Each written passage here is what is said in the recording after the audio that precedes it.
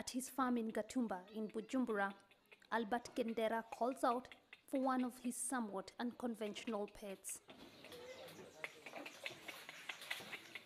A 200-kilogram reptile slowly approaches Albert, a fence his only security.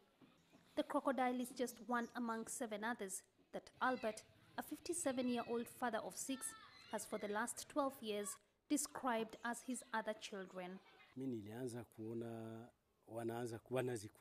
I thought we were eating them too much. It was then that I started buying them from fishermen by the lake, as I also bought fish.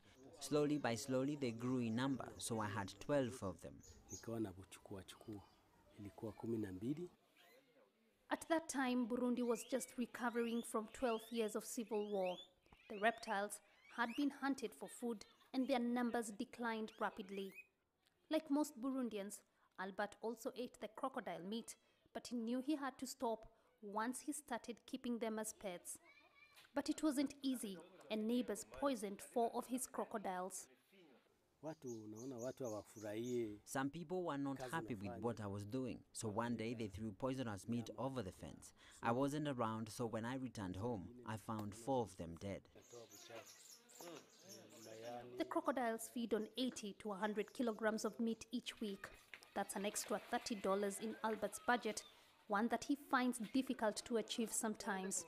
As a result, he has taken to rearing rats to feed his crocs.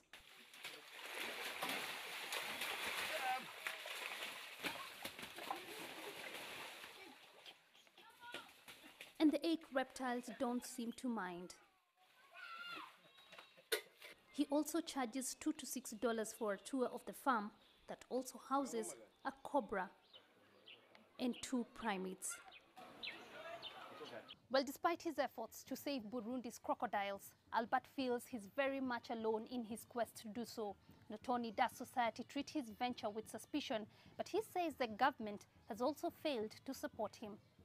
Years ago, the government promised to provide him with land for his project, but that has failed to materialize. By giving me land, the government will acknowledge my efforts. I will then be able to do so much. They will have a better environment and more people will be able to visit. But here, as you can see, I have very small space.